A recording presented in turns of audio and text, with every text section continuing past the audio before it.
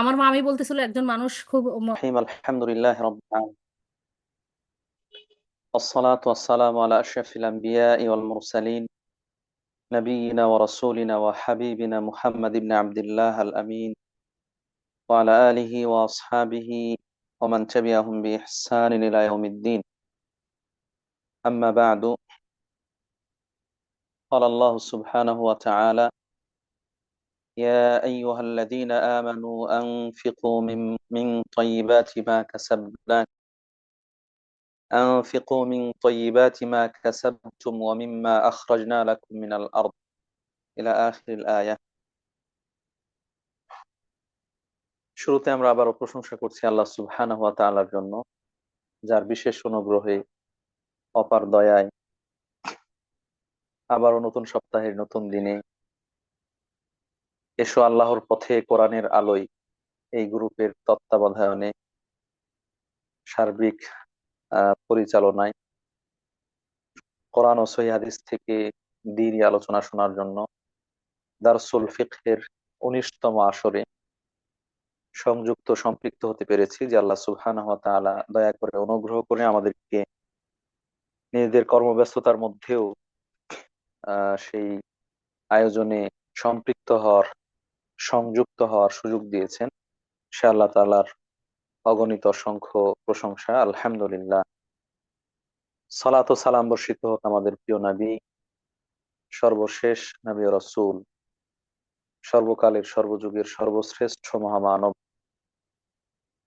মুহাম্মদ রাসূলুল্লাহ সাল্লাল্লাহু আলাইহি ওয়াসাল্লামের উপর, যিনি বিশ্ব নবী, যিনি আল্লাহ রাব্বুল আলামিনের পক্ষ থেকে মানবতার কল্যাণের জন্য যে জীবন বিধান দিয়ে প্রেরিত হয়েছেন, সেটি মানুষের কাছে পৌঁছানোর জন্য অক্লান্ত পরিশ্রম করেছেন, নিজে বাস্তবায়ন করেছেন, আমল করেছেন, উম্মতকে বলেছেন এবং সেগুলো প্রয়োগ করার জন্য সার্বিকভাবে চেষ্টা করেছেন। সে ধারাবাহিকতায় যাকাত অত্যন্ত গুরুত্বপূর্ণ একটি বিষয়, যার শাখা প্রশাখা অনেক কিছু রয়েছে, সেগুলো তিনি পুঙ্খানুপুঙ্খভাবে বর্ণনা করেছেন। আল্লাহুম্মা সাল্লি আলাইহি ওয়া বারিক আলাইহি, তার পরিবার পরিজন সঙ্গে সাথী এবং কিয়ামত পর্যন্ত একনিষ্ঠ সকল মুসলিম নরনারীর উপর বর্ষিত হোক শান্তির অমীয় ধারা, আল্লাহুম্মা আমিন। কাছে দূরে দেশে প্রবাসে যে যেখান থেকে আজকের এই আয়োজনে সম্পৃক্ত হয়েছে, শুরুতে সকলকে জানাচ্ছি আন্তরিক অভিনন্দন, শুভেচ্ছা ও মোবারকবাদ। আল্লাহ রাব্বুল আলামিনের কাছে সকলের জন্য দোয়া করছি, আল্লাহ রাব্বুল আলামিন আমাদেরকে সুস্থ থেকে আল্লাহর সন্তুষ্টিমূলক কর্মকাণ্ডে নিজেদের কর্মচাঞ্চল্য সময় অতিবাহিত করার তৌফিক দান করুন। ঈমানের সাথে সৎ আমলের মধ্যেই যেন আমরা আমাদের সময়গুলো পার করতে পারি, আল্লাহ রাব্বুল আলামিন আমাদের তৌফিক দান করুন, আমিন। যারা আজকের এই সুন্দর আয়োজন করার জন্য বিভিন্ন ভাবে সহযোগিতা করেছেন, আল্লাহ রাব্বুল আলামিন তাদেরকেও জাযায়ে খায়ের দান করুন, দুনিয়ার বালা মুসিবত থেকে হেফাজতে রাখুন, পরকালীন অফুরন্ত কল্যাণ দান করুন। আমিন। প্রিয় উপস্থিতি, ইতিমধ্যে আপনারা অবগত হয়েছেন আজকের 19তম দারসুল ফিকহে আমরা জাকাতের অংশ বিশেষ আলোচনা করার জন্য ঘোষণা দিয়েছি।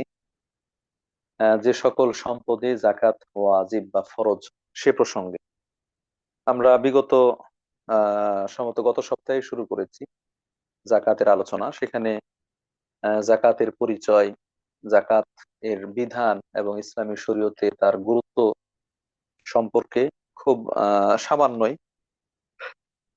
আলোচনা করার, আলোকপাত করার সুযোগ পেয়েছি এবং লম্বা সময় প্রশ্নোত্তর নেওয়ার সুযোগ ছিল, সেগুলো নিয়েছি আমরা।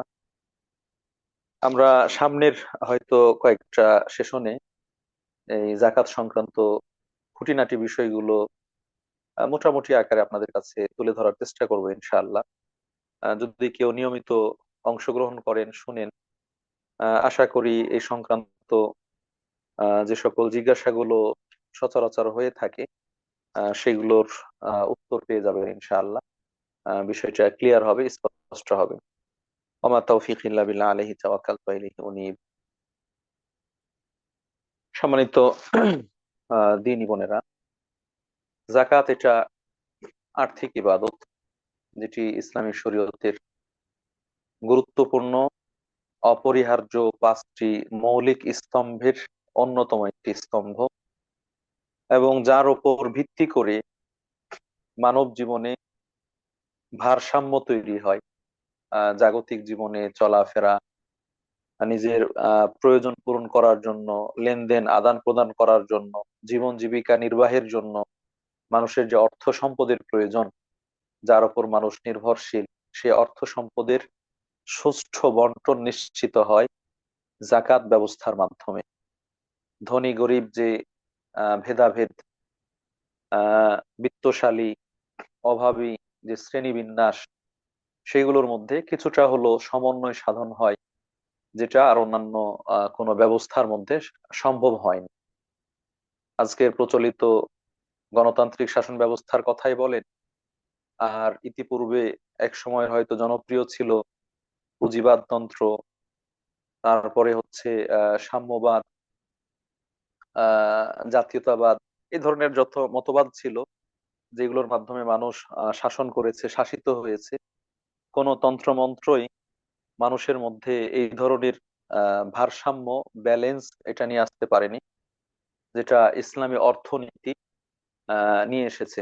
এবং এই ইসলামী অর্থনীতির অন্যতম একটি গুরুত্বপূর্ণ বিধান হচ্ছে জাকাত ব্যবস্থা, যে জাকাতের মাধ্যমে সমাজের মানুষের মধ্যে স্থিতিশীলতা আসে, ধনী গরিবের ভারসাম্য তৈরি হয়, এবং অভাবী অসহায়, যারা নিপীড়িত, বঞ্চিত, তারাও কিছুটা হলো মাথা গোঁজার ঠাঁই পায়, স্বাভাবিক জীবনযাপন করার সুযোগ পেয়ে থাকে। আবার ধনী এবং গরিব দুটোর মাঝে যে দূরত্ব, হিংসা বিদ্বেষ, সেই হিংসা বিদ্বেষ গুলো দূর হয়ে যায়।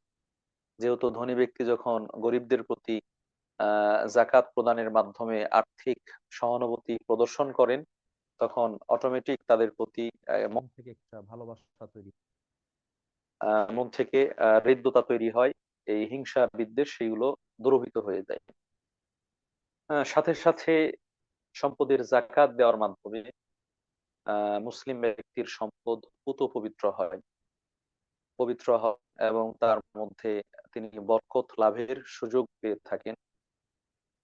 অনুরূপভাবে এই জাকাত প্রদানের মাধ্যমে মুসলিম ব্যক্তি আল্লাহ রবুল আলমিনের প্রতি কৃতজ্ঞতার বহিঃপ্রকাশ ঘটিয়ে থাকেন। আল্লাহ রবুল আলমিন যে নিয়ামত দিয়েছেন, সম্পদ, সেই সম্পদের আহ সম্পদ লাভের যে কৃতজ্ঞতা, শুকরিয়া, সেটি জ্ঞাপন করার সুযোগ পেয়ে থাকেন, আল্লাহ নিয়ামতের শুকরিয়া আদায় হয়ে থাকে। এইভাবে জাকাতের অনেক উপকারিতা রয়েছে, যেগুলো আমরা বাস্তব জীবনে, আমাদের প্রাত্যহিক জীবনে অনুভব করি, এবং যেগুলো আমরা দেখতে পাই। সম্মানিত উপস্থিতি, এই গুরুত্বপূর্ণ জাকাত এটি মুসলিমদের ওপর ফরজ, এটি মুসলিমদের ওপর ফরজ। অমুসলিম যারা, তাদের ওপর জাকাত ফরজ নয়। অমুসলিম যদি মুসলিম রাষ্ট্রে বসবাস করে, কোন অমুসলিম যদি মুসলিম রাষ্ট্রে, মুসলিম দেশে, ইসলামী শাসন ব্যবস্থার অধীনে জীবনযাপন করে, বসবাস করে, তাহলে সে ট্যাক্স দিয়ে থাকবে, যেটাকে জিজিয়া বলা হয়। ইসলামী শরীয়তের অর্থনীতির পরিভাষা এটাকে জিজিয়া বলা হয়। সে মাথা পিছু ট্যাক্স দিয়ে নিজের নিরাপত্তা নিয়ে মুসলিম সাম্রাজ্যে বসবাস করবে।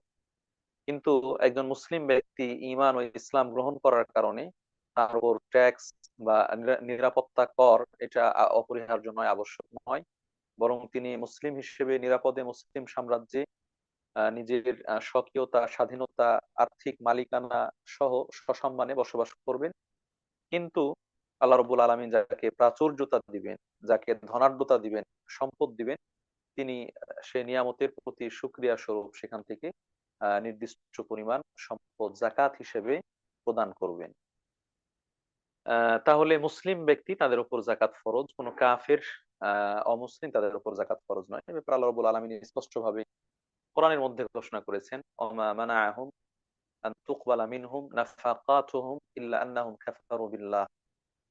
যারা কাফের মুশরিক, তাদের দান খায়রাত, তাদের যাকাত গ্রহণ করা থেকে আল্লাহ রাসূল সাল্লাল্লাহু আলাইহি ওয়াসাল্লাম বিরত থেকেছেন। কেন?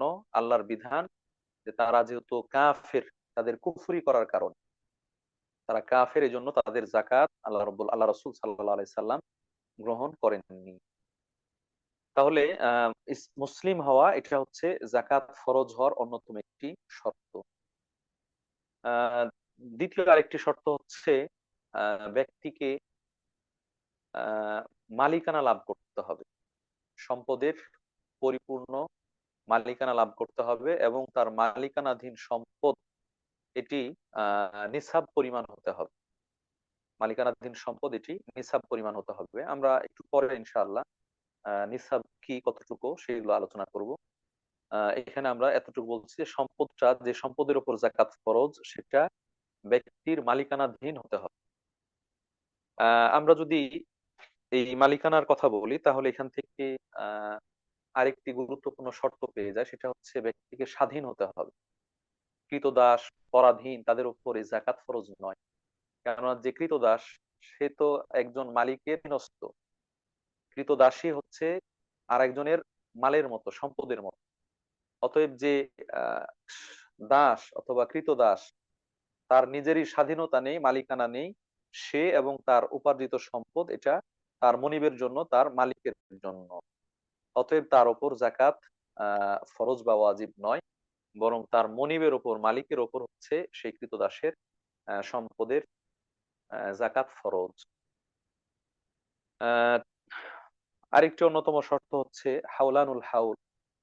কিছু কিছু সম্পদের ক্ষেত্রে সেটা 1 বছর অতিক্রান্ত হওয়া, সেটা আমরা উল্লেখ করবো ইনশাআল্লাহ। যে সকল ধরনের সম্পদ নয়, বরং কিছু কিছু সম্পদের ক্ষেত্রে বছর অতিক্রান্ত হওয়া, মানে সম্পদ থাকলেই যে সব সময় যাকাত দিবে এরকম নয়, বরং মালিক হওয়ার পরে সে নিসাব পরিমাণ সম্পদ যখন 1 বছর পর্যন্ত উদ্বৃত্ত থাকবে, সেটা খরচ হয়ে যাচ্ছে না, বিলীন হয়ে যাচ্ছে না, তখন তার উপর যাকাত ফরজ হবে। সম্মানিত উপস্থিতি, এখানে নিসাব পরিমাণ হওয়া এটা একটা গুরুত্বপূর্ণ শর্ত। যে নিসাব পরিমাণ হতে হবে, এই নিসাব পরিমাণটা সম্পদ ভেদে সম্পদ ভেদে কম বেশি রয়েছে। আমরা একটু পরে আলোচনা করব যে যে সকল সম্পদের উপর যাকাত ফরজ, সেই সম্পদগুলো মৌলিকভাবে কয়েক প্রকার। তো সেই প্রকার অনুযায়ী এই নিসাবের মধ্যেও কম বেশি রয়েছে। সেটা কোনোটার ক্ষেত্রে আপনার 20 মিসকাল বা 85 গ্রাম, কোনোটার ক্ষেত্রে 595 গ্রাম, কোনোটার ক্ষেত্রে প্রায় 300 সা বা 750 কেজির মতো, এরকম কম বেশি রয়েছে। তাহলে নিসাব পরিমাণ সম্পদের মালিক হতে হবে, এবং এই নিসাব পরিমাণ সম্পদ ব্যক্তির মালিকানায় কোনো কোনো ক্ষেত্রে 1 বছর পর্যন্ত অতিক্রান্ত হতে হবে। এমনটা যদি হয়, তাহলে তাদের উপর যাকাত ফরজ বা ওয়াজিব হবে। প্রিয় উপস্থিতি, আজকে সবথেকে গুরুত্বপূর্ণ যে বিষয়, সেটি হচ্ছে আহ যে সকল সম্পদের উপর যাকাত ফরজ বা ওয়াজিব। ইসলামী শরীয়ত এটা সব সময় আহ যারা শরীয়তের অনুসারী, যারা শরীয়তের অনুগামী, যারা এটা প্র্যাকটিস করেন, তাদের দিকে খেয়াল রেখেছে। খেয়াল রেখেই ইসলামের বিধিবিধানগুলো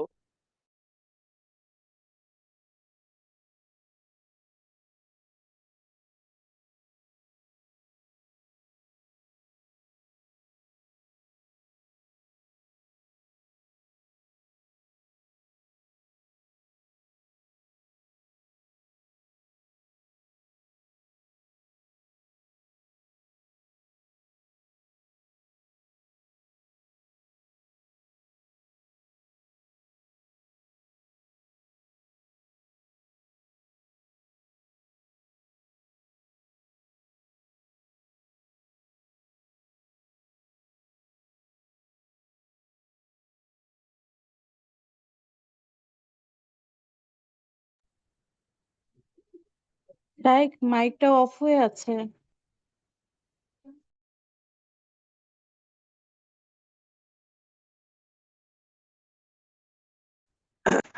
আশা করি এখন শোনা যাচ্ছে।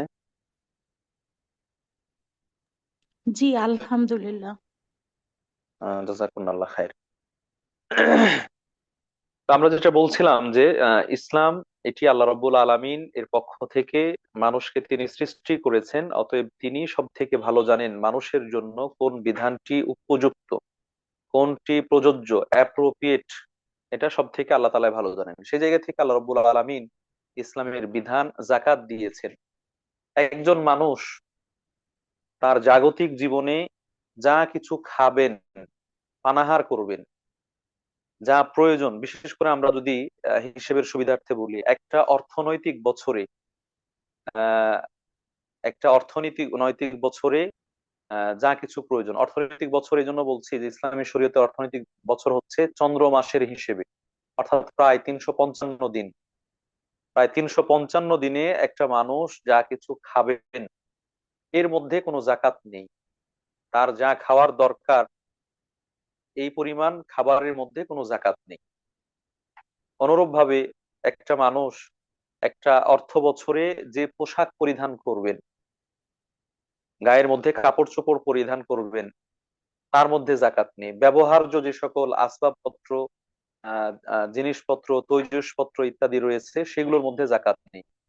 তিনি যে বাড়িতে অবস্থান করবেন, থাকবেন, সেটা যত দামি হোক না কেন, যত বিলাসবহুলই হোক না কেন, তার মধ্যে কোনো জাকাত নেই। তিনি বাহন হিসেবে যে গাড়িটা ব্যবহার করেন, যে গাড়িতে চড়ছেন, যদি কারো পার্সোনাল গাড়ি থেকে থাকে, তাহলে সেটা যত উন্নত ব্র্যান্ডেরই হোক না কেন, যত মূল্যবানই হোক না কেন, ব্যবহার করা গাড়ির মধ্যে কোনো জাকাত নেই।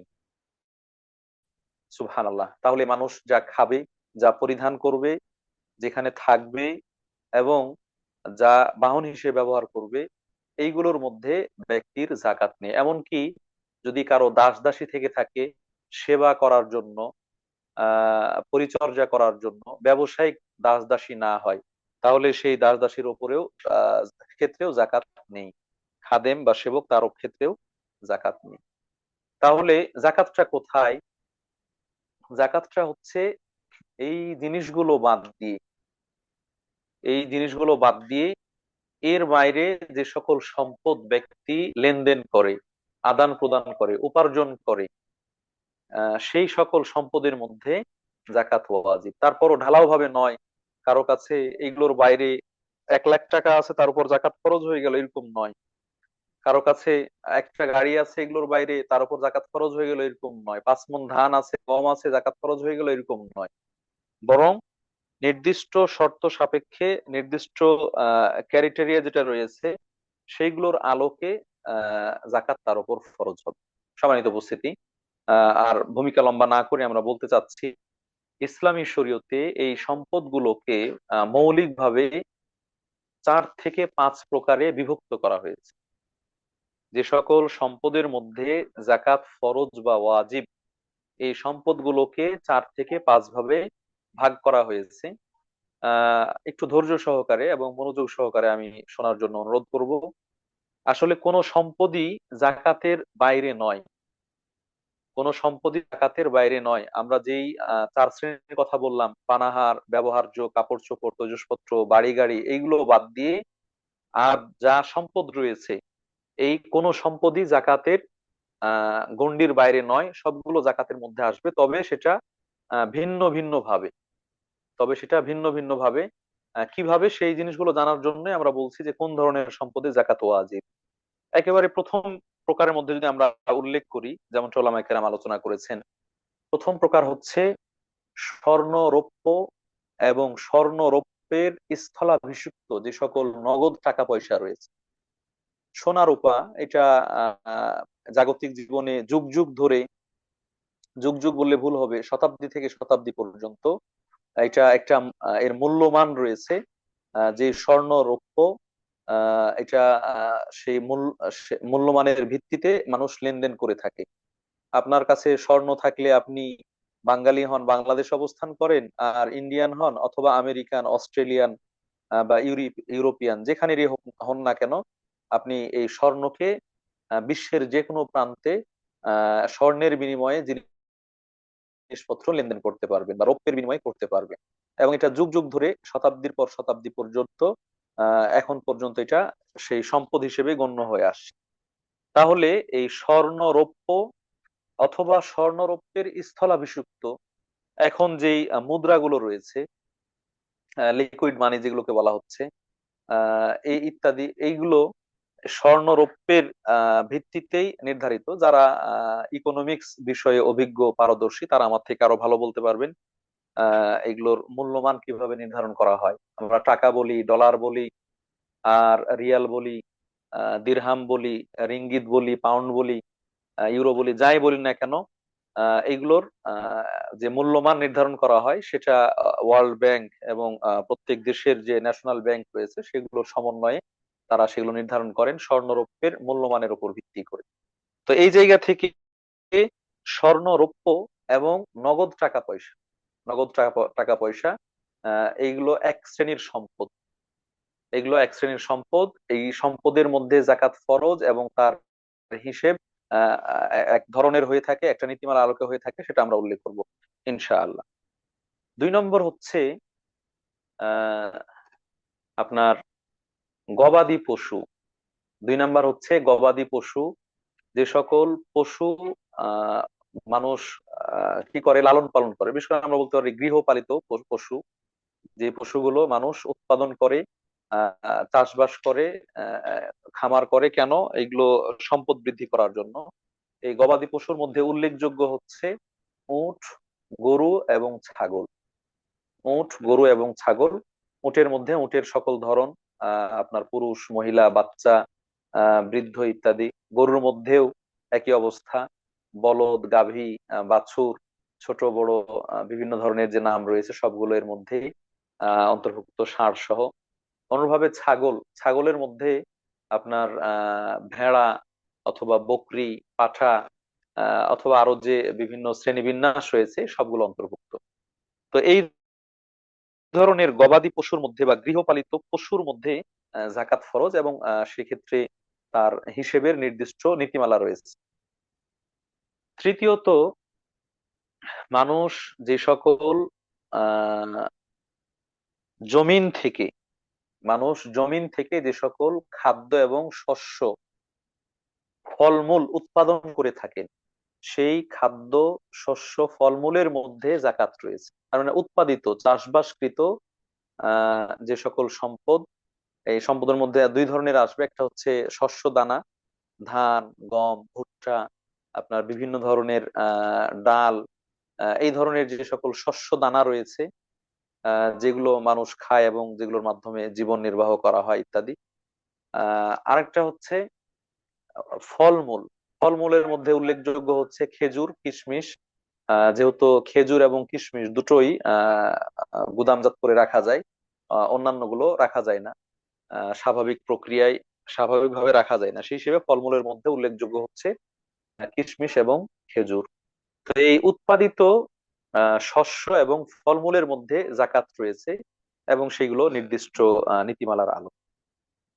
চতুর্থ প্রকারের সম্পদ হচ্ছে ব্যবসায়িক সম্পদ। চতুর্থ প্রকারের সম্পদ হচ্ছে ব্যবসায়িক সম্পদ। ব্যবসায়িক সম্পদের ক্ষেত্রে নির্দিষ্ট ধরন অন্তর্ভুক্ত নয়, বরং আমরা আগের যে 3 শ্রেণীর কথা বললাম, স্বর্ণ, রৌপ্য, নগদ টাকা পয়সা, অথবা গবাদি পশু, গৃহপালিত পশু, অথবা উৎপাদিত শস্য বা ফলমূল, এগুলো হতে পারে। অথবা এই 3 শ্রেণীর বাইরে আরো যত ধরনের ব্যবসা বাণিজ্য রয়েছে, যেগুলো বৈধ ব্যবসা বাণিজ্য, এই সকল প্রকারের ব্যবসা বাণিজ্যের অন্তর্ভুক্ত হবে। ব্যবসার এই ক্লাসিফিকেশনটা বা এই শ্রেণী বিন্যাসটা এটা অনেক ব্যাপক, অনেক ব্যাপক। এর মধ্যে আপনার যেমন হাঁস মুরগির ব্যবসা অন্তর্ভুক্ত, পোল্ট্রি ফার্ম ইত্যাদি এগুলো অন্তর্ভুক্ত, পানির ব্যবসা, মৎস্য ব্যবস্থা সেগুলো অন্তর্ভুক্ত, ল্যান্ড প্রপার্টিজ, আপনার বিভিন্ন বড় বড় যে সকল আহ কি বলে অ্যাপার্টমেন্ট আছে ইত্যাদি, এগুলো অন্তর্ভুক্ত। এইভাবে এক কথায় যত ধরনের জিনিস লেনদেন করা হয়, এমনকি শাকসবজি, শাকসবজি এটাও যে ব্যবসা বাণিজ্য করে মানুষ অর্থ সম্পদ উপার্জন করবে, সেই টাকার মধ্যে, ব্যবসায়িক টাকার মধ্যে জাকাত ওয়াজিব। মুদি দোকান থেকে শুরু করে লোহার দোকান বলেন, আরো যা কিছু রয়েছে, ব্যবসা যা কিছু করা হয় সবগুলো ব্যবসায়িক সম্পদের অন্তর্ভুক্ত হবে।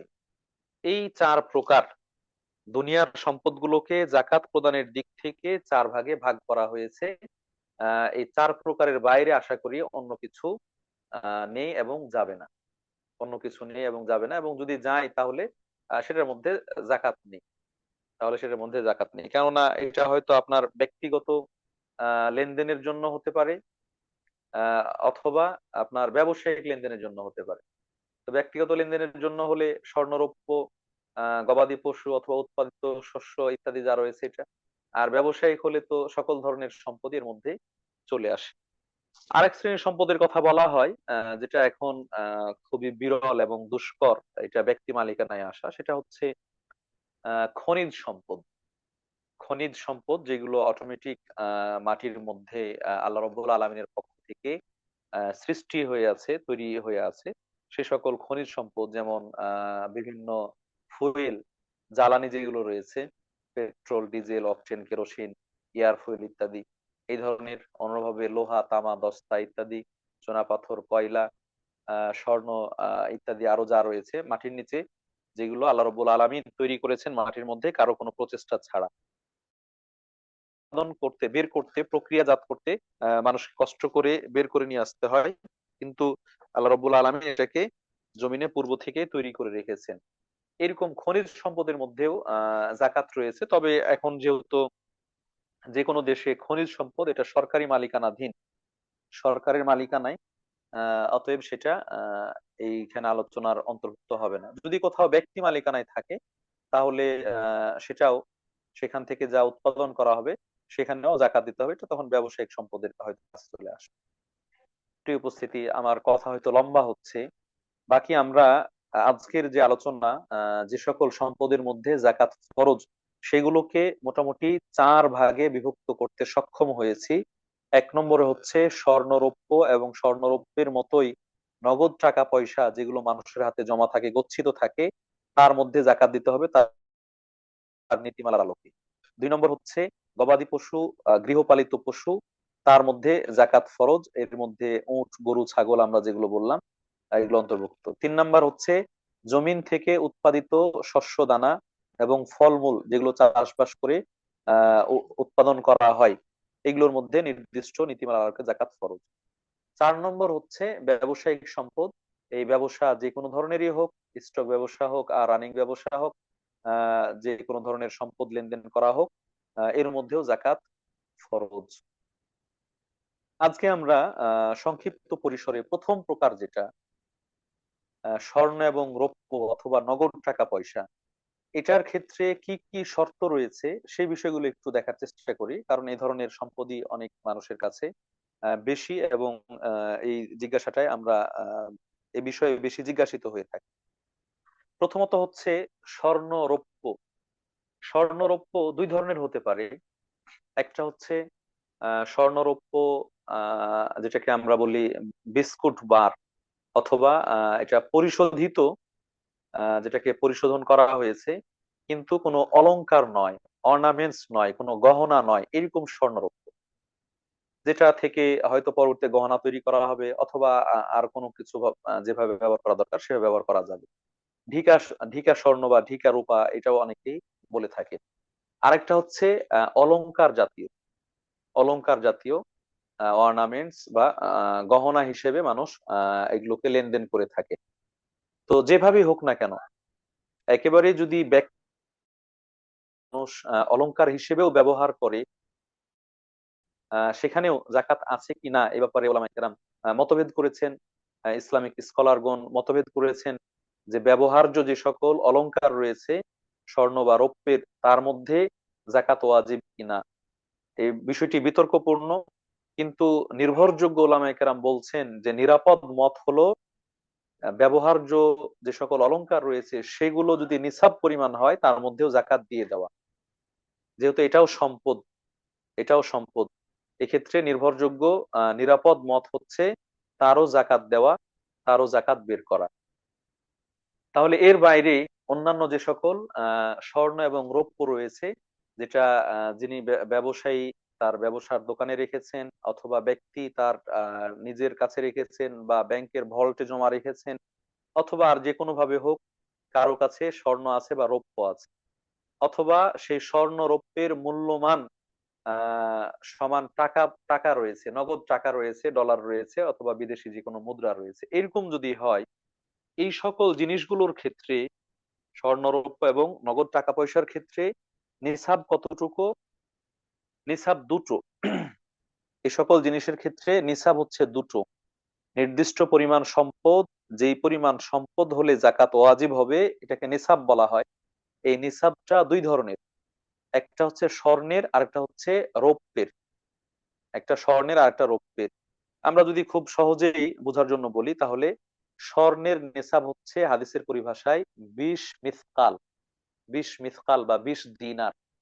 20 দিনার বা 20 মিসকাল, এটা কিন্তু ওজন বা পরিমাপ যে রয়েছে দিনার দিরহাম সেইগুলো। এটা কোনো দেশের মুদ্রা, কুয়েতি মুদ্রা দিনার, অথবা অন্য দেশের মুদ্রা দিনার, এটার উপর কিন্তু লক্ষণীয় না। এটা একটা ওজন, ওজনের নাম। যেমন গ্রাম একটা ওজন, এরকম দিনার এটা একটা ওজন। কারো কাছে যদি 20 মিসকাল স্বর্ণ থাকে, বা 20 দিনার স্বর্ণ থাকে, অথবা তার থেকে বেশি থাকে, তাহলে তিনি নিসাব পরিমাণ সম্পদের মালিক।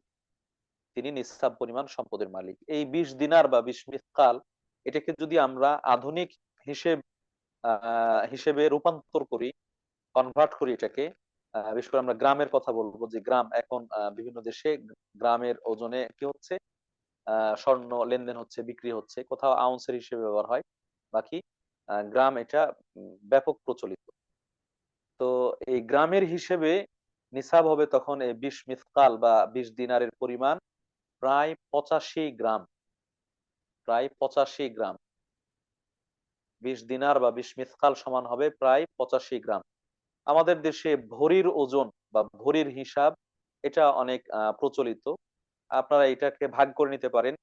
1 ভরি সমান হচ্ছে 11.66, 11.66, এটা হচ্ছে 1 ভরি। তা এখন 85 গ্রাম, এটাকে যদি ভাগ করা যায়, তাহলে এটা মোটামুটি 7+ আসবে আর কি, প্রায় 7.25 ভরির মতো। প্রায় 7.25 ভরির মতো আসবে। এই পরিমাণ যদি কারো কাছে সম্পদ থাকে, তাহলে তিনি নিসাব পরিমাণ স্বর্ণের মালিক। নিসাব পরিমাণ স্বর্ণের মালিক, তার উপর জাকাত ফরজ হবে। এটা হলো স্বর্ণের হিসেবে। আরেকটা হচ্ছে রৌপ্যের হিসেবে হলে, হাদিসের ভাষায় এসেছে রৌপ্য বা রূপা, এটা কতটুকু হলে জাকাত ফরজ, সেটা হলো 200 দিরহাম। 200 দিরহাম, যেটাকে আপনার 5 ওয়াসাক বলা, 5 উকিয়া বলা হয়েছে। 1 উকিয়া সমান হচ্ছে 40 দিরহাম। আর তাহলে 5 উকিয়া সমান হবে আপনার 200 দিরহাম। তো দিরহাম এটাও কিন্তু একটা পরিমাপের নাম। এটা একটা পরিমাপের নাম। সে সময় রৌপ্য মুদ্রা পয়সা হিসেবে ব্যবহার হতো, তার নাম হচ্ছে দিরহাম। সেই দিরহামের ওজন কতটুকু? আপনি এই 200 দিরহামকে যদি কনভার্ট করেন আধুনিক হিসাব, গ্রামের হিসেবে, তাহলে এটা দাঁড়াবে প্রায় 595 গ্রাম। প্রায় 595 গ্রাম, হাফ কেজির বেশি, প্রায় 600 গ্রাম আর কি। 595 গ্রাম এতটুক যদি কারো কাছে রৌপ্য থাকে, তাহলে তিনি রূপার হিসেবে নিসাব পরিমাণ সম্পদের মালিক। নিসাব পরিমাণ সম্পদের মালিক। সম্মানিত উপস্থিতি, এই যে স্বর্ণ বা রৌপ্য, সোনা বা রূপা, এটা যদি কারো কাছে আহ যেভাবে বললাম, যে অলংকার হিসেবে হোক, গহনা হিসেবে হোক, ব্যবহার্য অলংকার হিসেবে হোক, অথবা আপনার বিস্কুট বার হিসেবে হোক, স্বর্ণের বার হিসেবে হোক, বা রৌপ্যের বার হিসেবে হোক, এটা যদি থাকে, এটা নিজের কাছে জমা থাক, বা ভল্টে জমা থাক, অথবা কোনো ব্যাংকে জমা রাখা হোক, সর্বাবস্থায় যদি কোনো ব্যক্তির কাছে এই ন্যূনতম পরিমাণ 85 গ্রাম স্বর্ণ বা 595 গ্রাম রৌপ্য থাকে, যেদিন তার কাছে এই স্বর্ণ বা রৌপ্য এই পরিমাণে পৌঁছলো, 85 গ্রাম হলো, সেদিন থেকে নিয়ে সামনের 1 বছর, চান্দ্র বছর, চাঁদের হিসেবে সামনের 1 বছর যখন অতিক্রান্ত হবে, এই 1 বছরের মধ্যে তাকে এই সোনা সোনা বা রূপা খরচ করতে হয়নি, ব্যয় করতে হয়নি। এটা গচ্ছিতই আছে, এটা জমা করা আছে। এটা খরচের মধ্যে তার যে মৌলিক খরচ চাহিদা, সেইগুলো পূরণ করার জন্য ব্যয় করতে হয়নি, তাহলে তিনি নিসাব পরিমাণ সম্পদের মালিক। এবং 1 বছর অতিক্রান্ত হয়েছে, সামনের বছর তার উপর এখান থেকে জাকাত ফরজ শতকরা 2.5%। এখান থেকেও শতকরা 2.5% আমরা বলবো। কিভাবে এটা শতকরা আমরা বের করব? 40 ভাগের 1 ভাগ। স্বর্ণের ক্ষেত্রেও 40 ভাগের 1 ভাগ, রূপার ক্ষেত্রেও 40 ভাগের 1 ভাগ। আপনার কাছে যে পরিমাণ থাকবে সেই পরিমাণটাকে যদি 40 দিয়ে ভাগ করা হয়, তাহলে ভাগফল যেটা আসবে সেটাই হচ্ছে আপনার জাকাত। এই হচ্ছে সরাসরি যদি স্বর্ণ থাকে তাহলে। এখানে আরেকটু আমরা ইয়ে করে বলি, ডিটেলস বলি বা ক্লিয়ার করে বলি, সেটা হচ্ছে যে পিওর যে স্বর্ণ বা পিওর রূপা সেটা কিন্তু 24 ক্যারেট। 24 ক্যারেটের স্বর্ণ বা রূপা এটা হচ্ছে পিওর স্বর্ণ বা রূপা। কিন্তু যখন 24-এর সাথে আমরা কিছু কমিয়ে বলি, 22 ক্যারেট বা 21 ক্যারেট বা 18 ক্যারেট, 17 ক্যারেট, 14 ক্যারেট, এগুলো বাজারে প্রচলিত স্বর্ণ বা রৌপ্য, সনাতনী পদ্ধতির স্বর্ণ বা রৌপ্য। যেই পরিমাণ কম থাকবে সেই পরিমাণ আপনার পিওরিটির মধ্যে ঘাটতি রয়েছে। 22 ক্যারেট মানে 22 ভাগ হচ্ছে 24 ভাগের মধ্যে 22 ভাগ হচ্ছে স্বর্ণ আর 2 ভাগ হচ্ছে খান। এটা তামা বা দস্তা। এটা যেহেতু একটা কঠিন পদার্থ, সেটাকে কারুকার্য করার জন্য, গহনা তৈরি করার জন্য সেই উপাদানগুলো ব্যবহার করে, জয়েন্ট দেওয়ার জন্য, ইত্যাদি ইত্যাদি ক্ষেত্রে। তাহলে আপনার কিন্তু 22 ক্যারেটের ওপর জাকাত ওয়াজিব নয়, আপনার 24 ক্যারেটের ওপর জাকাত ওয়াজিব। আপনার কাছে যে সম্পদটা রয়েছে, এটা 21 ক্যারেটের হোক আর 22 ক্যারেটের হোক আর 18 ক্যারেটের হোক, এটাকে আপনি কনভার্ট করবেন 24 ক্যারেটের হিসেবে। 24 ক্যারেটের যেই পরিমাণ আসবে সেই পরিমাণ অনুযায়ী যদি এটা কি হয়, 85 গ্রাম হয় তখন, অথবা 595 গ্রাম হয় তখন আপনার নিসাব পূরণ হয়েছে, এর আগে নয়। অনেক সময় হিসেবের জন্য আহ মানুষ, হয়তো কারো কাছে অলংকার আছে, তার কাছে একেবারে স্বর্ণের যে বার সেটা নেই, অথবা ঢিকা নেই, তিনি কিভাবে হিসেব করবেন? এইসব ক্ষেত্রে বিশেষ করে যখন আমরা বাজার মূল্য নির্ধারণ করতে চাই, নির্ণয় করতে চাই, তখন একটু জটিলতা দেখা দেয়। কারণ বাজার মূল্য, আহ, বাজারে বিক্রি হচ্ছে, একটা হচ্ছে বিক্রয় দাম আর একটা হচ্ছে ক্রয় দাম। আপনি যখন ক্রেতা হিসেবে দোকানে কিনতে যাবেন তখন আপনাকে বেশি টাকা দিয়ে কিনতে হবে। আবার যখন আপনার কাছে গচ্ছিত সম্পদ, স্বর্ণ বা রৌপ্য, এটা বিক্রি করতে যাবেন তখন যে দামে কিনতেন সেই দামে বিক্রি করতে পারবেন না, কম দামে বিক্রি করতে হবে। এই একটা জটিলতা আছে। আবার কিনতে গেলেও সেখানে হলমার্কের একটা খরচ আছে। আবার ডিজাইন, এটা সিঙ্গাপুর ডিজাইন না ইন্ডিয়ান ডিজাইন না দুবাই ডিজাইন, সেই ডিজাইনের ওপর খেয়াল করে আলাদা একটা আবার মূল্য আছে। তো আপনাকে সেগুলো বাদ দিয়ে চিন্তা করতে হবে যে একটা পিওর 24 ক্যারেটের স্বর্ণ তার বাজার মূল্য কত হয়। সেই বাজার মূল্য অনুযায়ী যখন আপনার এই 85 গ্রাম স্বর্ণ বা স্বর্ণের মূল্যমান হিসেবে নগদ টাকা পয়সা থাকবে, 85 গ্রাম স্বর্ণের মূল্যমান হিসেবে নগদ টাকা পয়সা থাকবে, এটা বিদেশে যে কোনো মুদ্রা হোক না কেন, তখন আপনি নিসাব পরিমাণ সম্পদের মালিক এবং আপনার উপর জাকাত ফরজ হবে। এটা আরেকটু আপনাদের বোঝার সুবিধার্থে আমরা বলি যে এখন যেমন বাজারে স্বর্ণের দাম ওঠানামা করছে, আহ আপনার কাছে হয়তো স্বর্ণ বা রৌপ্য নেই, ব্যাংকে টাকা জমা আছে, ব্যাংকে টাকা জমা রয়েছে, তা আপনি এই টাকার হিসেবটা কিভাবে করবেন? টাকার তো কোনো নিসাব নেই, হাদিসে তো টাকার কথা বলাও হয়নি, তাহলে এটার হিসেবটা কিভাবে হবে? এটার হিসেবটা তখন ওই স্বর্ণ রৌপ্যের হিসেবেই হবে, স্বর্ণ অথবা রৌপ্য দুইটার যে কোনো একটার হিসেবে সেটা আপনাকে হিসেব করতে হবে। সেটা কিরকম? আপনি এখন যদি আমরা মনে করি যে বাজারে 22 ক্যারেটের স্বর্ণ অলংকার হিসেবে দাম হচ্ছে হয়তো 1,40,000 টাকা, 1,40,000 টাকা ভরি। তো 1,40,000 টাকা যদি ভরি হয়, তাহলে আমরা একটু হিসাবের সুবিধার্থে কম বেশি করে নিই যাতে হিসাবটা সহজে করা যায়, ভাঙতি অংশগুলো বাদ দিয়ে 1,50,000 টাকা ভরি। যদি 1,50,000 টাকা ভরি হয় তাহলে 7 ভরির দাম হচ্ছে এদিকে 7 লাখ টাকা, আর 7 সাড়ে 3 লাখ টাকা, প্রায় 10.5 লাখ। আরো কিছু বাড়তি থাকছে, ওই যে আমরা সোয়া 7 ভরির কথা বলেছিলাম। তো সেই 7.5 লাখ যদি আমরা 40,000 হিসেবে ধরি, তাহলে হয়তো সেখানে আরো 7 × 10 = 70 কমে যাবে। আহ তাহলে মোটামুটি 10 লাখের মতো হচ্ছে। এখনকার বর্তমান বাজার দর অনুযায়ী যদি স্বর্ণের মূল্য হিসেব করে কারো কাছে 10 লাখ টাকা থাকে, 10 লাখ টাকা নিজের কাছে আছে বা ব্যাংকে আছে অথবা কোথাও জমা রেখেছেন, এরকম হয়, তাহলে তিনি যেন নিসাব পরিমাণ সম্পদের মালিক। আবার রূপার হিসেব যদি করি আমরা, তাহলে রূপার হিসেবে কম হবে, এটা মোটামুটি 1,20,000-এর মতো আসতে পারে। 52 ভরি রূপা, 595 গ্রাম রূপা তার নাম, এখন কাছাকাছি প্রায় 52 আহ ইয়া 1,10,000 বা 20,000 টাকার মতো আসবে। তো কারো কাছে যদি 1,10,000 বা 20,000 টাকার মতো থাকে, তাহলে তার উপর তিনি নিসাব পরিমাণ সম্পদের মালিক এবং তার উপর জাকাত ওয়াজিব বা ফরজ। আপনার কাছে স্বর্ণ বা রৌপ্য নেই, নগদ টাকা আছে, আপনি আহ যখন আহ এটা জমা রাখছেন, তখন বাজার দর হিসেব করলেন যে আজকের বাজার দর অনুযায়ী এটা প্রায় 10 লাখ টাকা, আপনি এটা জমা রেখেছেন। সামনের বছর আজকের তারিখে যদি দেখা যায় যে এটা আপনার কাছে ওইভাবে আছে, জমা আছে, এই টাকা আপনি খরচ করেননি, এটা উদ্বৃত্ত হিসেবে আছে, তাহলে সামনের বছর ওই দিনে গিয়ে আপনার উপর শতকরা 2.5% জাকাত ওয়াজিব হবে, ফরজ হবে। আমি মনে হয় হিসেবটি বিভিন্ন ভাবে আপনাদেরকে বোঝানোর চেষ্টা করেছি। স্বর্ণকে স্বর্ণর হিসেবে, রৌপ্যকে রৌপ্যের হিসেবে, স্বর্ণ বা রৌপ্যের মূল্য মান নির্ধারণ করে নগদ টাকা পয়সার কিভাবে বোঝানোর চেষ্টা করেছি। এখানে একটা খুব সচরাচর প্রশ্ন থেকে যায়, সে প্রশ্নটা হচ্ছে যে আমরা কি স্বর্ণের হিসেবে হিসেব করব নাকি রূপার হিসেবে হিসেব করব। যার স্বর্ণ বা রূপা আছে সে তো যেটা স্বর্ণ থাকলে স্বর্ণ, রূপা থাকলে রূপার হিসেব করবে। কিন্তু স্বর্ণ বা রৌপ্য নেই, নগদ টাকা পয়সা রয়েছে, আপনার রিয়াল অথবা ডলার ইত্যাদি রয়েছে, সেগুলোর হিসেব কিভাবে করব। সেগুলো আপনি তখন যে কোনো একটাকে মানদণ্ড ধরে, একটাকে বেসিক ধরে তার হিসেব করবেন, হয়তো স্বর্ণ অথবা রৌপ্য, দুটার যে কোনো একটা ধরার আপনার স্বাধীনতা রয়েছে, সুযোগ রয়েছে।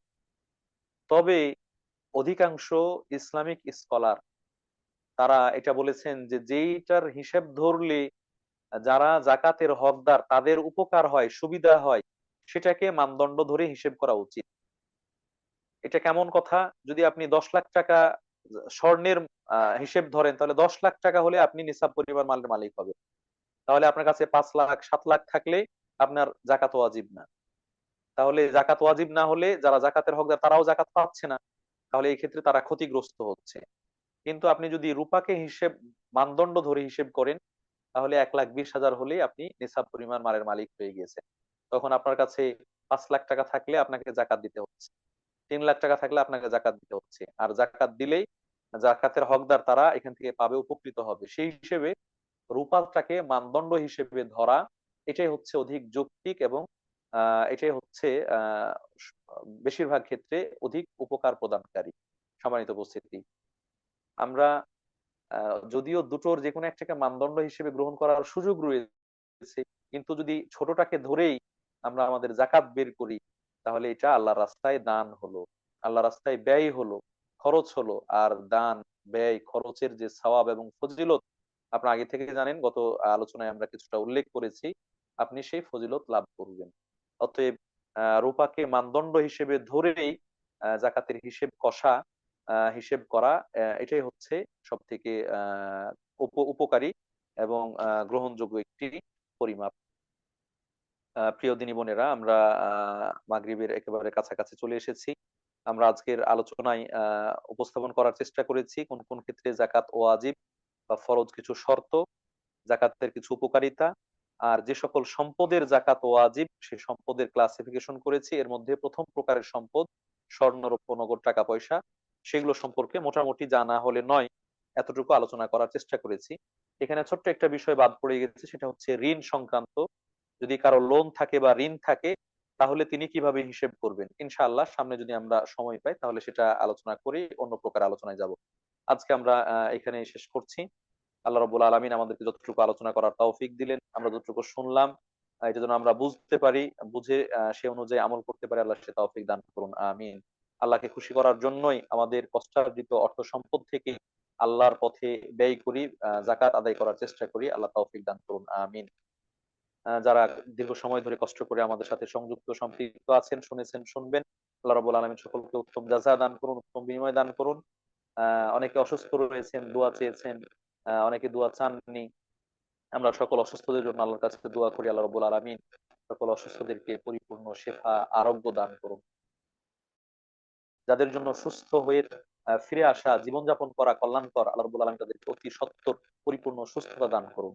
যাদের জন্য অসুস্থ অবস্থায় না থেকে দুনিয়া থেকে বিদায় নিয়ে যাওয়াই কল্যাণকর, আল্লাহ রাব্বুল আলামিন তাদেরকে ঈমানের সাথে সৎ আমলের মধ্যে থেকেই খুব স্বাভাবিক সাবলীল ভাবে দুনিয়া থেকে প্রস্থানের ব্যবস্থা করে দিন, আল্লাহুম্মা আমিন। যারা কষ্ট করে বিভিন্ন ভাবে ভালো কাজে সহযোগিতা করছেন, অবদান রাখছেন, আল্লাহ রাব্বুল আলামিন তাদেরকে জাযায়ে খায়ের দান করুন। আমাদের বাবা মা ভাই বোন আত্মীয় স্বজন সহ যারা মারা গিয়েছেন, মুসলিম মৃতদেরকে আল্লাহ রাব্বুল আলামিন মাফ করে দিন, বিপদগ্রস্তদের বিপদ দূর করে দিন, অভাবীদের অভাব দূর করে দিন, আল্লাহুম্মা আমিন। এ বলে আমি আমার আলোচনা এখানে শেষ করছি। হাসিনা আপুর কিছু সংযোজন থাকলে সংযোজন করবেন, আমরা এরপরে আজকের মতো বিদায় নিব। জি,